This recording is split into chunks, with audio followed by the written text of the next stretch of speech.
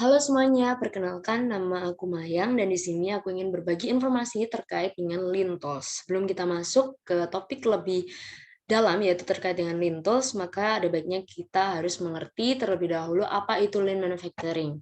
Lean Manufacturing adalah strategi manajemen dengan tujuan meningkatkan efisiensi bagi perusahaan dan kualitas serta value bagi customer. Lean manufacturing ini caranya yaitu dengan mengurangi atau menghilangkan semua kegiatan yang tidak menambah nilai tambah atau bisa dikatakan dengan waste.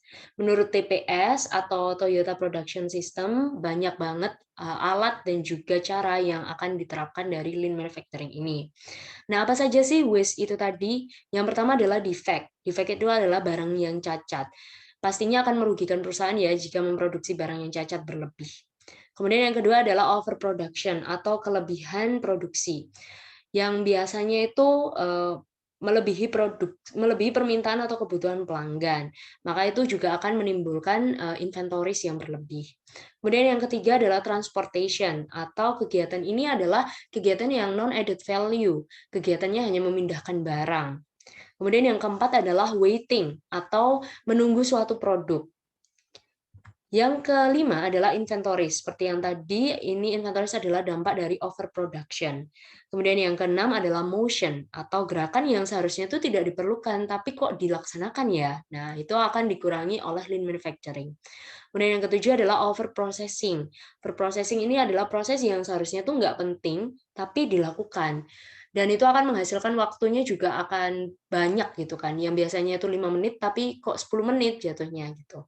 Nah, yang terakhir adalah untyped potential employee atau kalian tenaga kerja itu tidak digunakan secara maksimal. Nah, kedelapan waste ini akan dikurangi atau dihilangkan dengan menggunakan lean manufacturing. Nah, cara-cara dari lean manufacturing ini akan saya jelaskan. Yang pertama adalah VSM atau value stream mapping.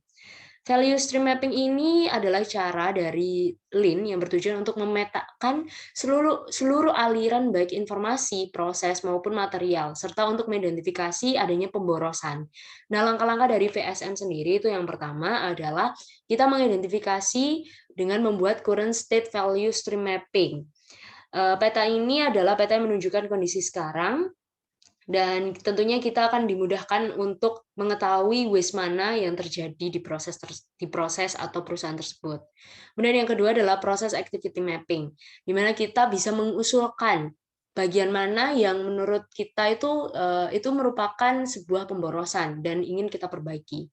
Kemudian yang ketiga adalah future state value stream mapping atau peta masa depan. Ini juga bisa jadikan landasan perbaikan untuk diterapkan di area kerja yang nyata nantinya. Nah, proses pemetaan-pemetaan ini secara tidak langsung akan mendekatkan kita pada teori Kaizen. Apa ya itu teori Kaizen? Ini adalah cara yang kedua untuk menerapkan lean manufacturing. Langkah yang kedua adalah Kaizen, perubahan untuk kebaikan yang berkesinambungan. Strategi ini bertujuan untuk meningkatkan efisiensi dan juga kualitas serta value juga bagi customer. Nah, Kaizen sendiri itu terbagi menjadi 3 nih, teman-teman. Dia itu ingin mengurangi 3 hal. Yang pertama adalah mudah. Mudah dilambangkan sebagai sampah. Nah, mudah ini adalah pemborosan atau sampah-sampah yang perlu dibuang. Sampah ini juga meliputi 8 hal tadi yang sudah saya jelaskan di awal. Kemudian yang kedua adalah muri. Muri itu adalah beban yang berlebih. Nah, ini dilambangkan dengan kayak seperti koper tapi besar banget gitu ya. Atau beban yang nggak masuk akal. Kemudian yang ketiga adalah murah. Seperti jungkat-jungkit yang bebannya itu berat sebelah. Jadi tidak standar, tidak seimbang, dan tidak teratur. Ketiganya ini akan ingin direduce dengan cara menggunakan Kaizen. Kemudian metode yang ketiga adalah 5S atau Seiri, Seiton, Seiso, Seikutsu, Shitsuke. Nah, untuk Seiri sendiri atau ringkas gitu ya, kita bisa melakukan pemisahan barang dan juga kita bisa melakukan sorting atau mengurutkan gitu agar bisa lebih ringkas. Kemudian yang kedua adalah seiso, resik. Kita harus membersihkan semua area dari barang asing atau benda-benda asing.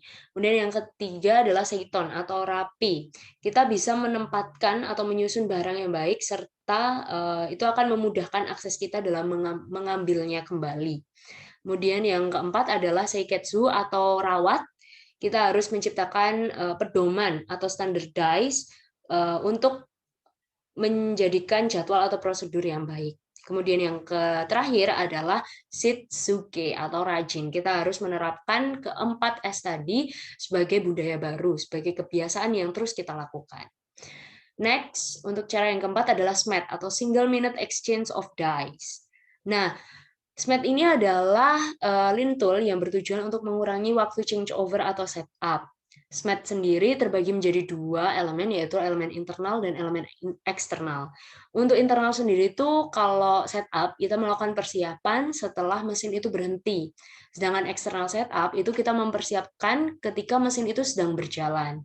Nah, tentunya lebih efisien dari menggunakan eksternal setup ya, teman-teman.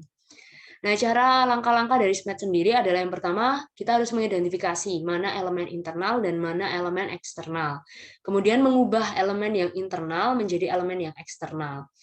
Nah, setelah diubah, kita menyederhanakan waktu keduanya. Pasti dari internal ke eksternal ini nggak semuanya bisa diubah gitu kan. Ada yang bisa, ada yang enggak. Nah, maka dari itu kita bisa menyederhanakannya. Seperti itu. Kemudian yang kelima adalah TPM atau Total Production Maintenance. Seperti dengan kepanjangannya total, yang berarti semua individu dalam organisasi itu perlu dilakukan, perlu adanya kerjasama untuk menerapkan lean manufacturing ini. Dan yang kedua adalah production, yaitu memproduksi sesuai atau melebihi ekspektasi dari customer.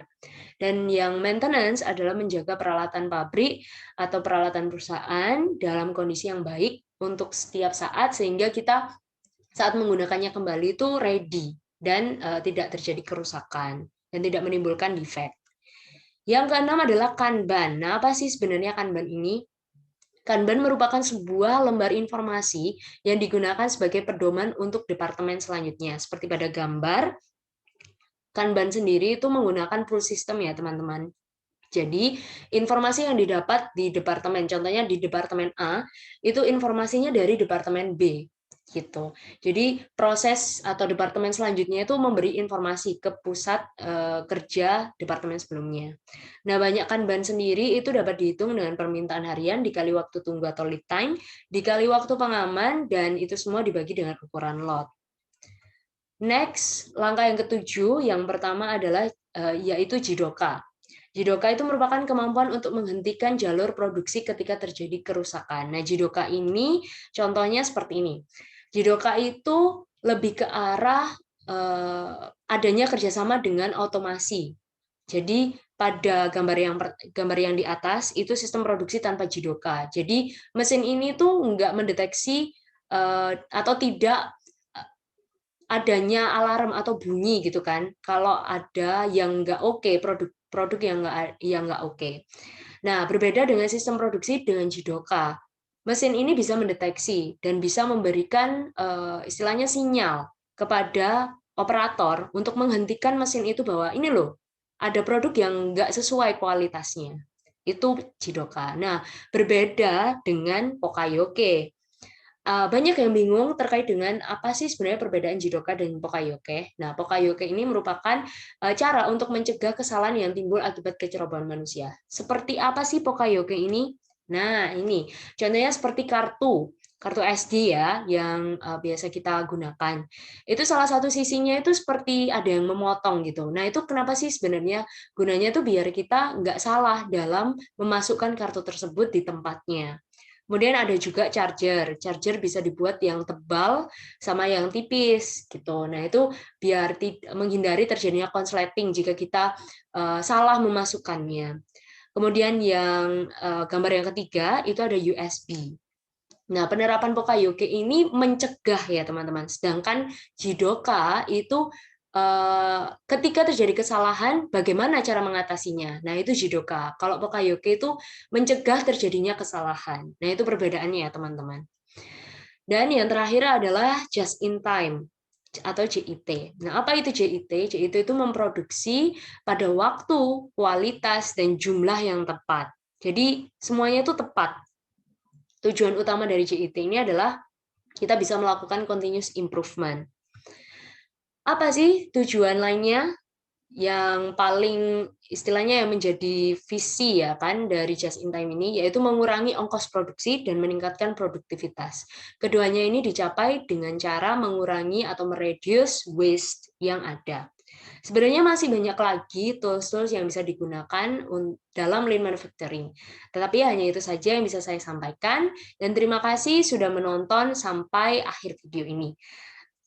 Salah-salah kata, kami mohon minta maaf dan terima kasih.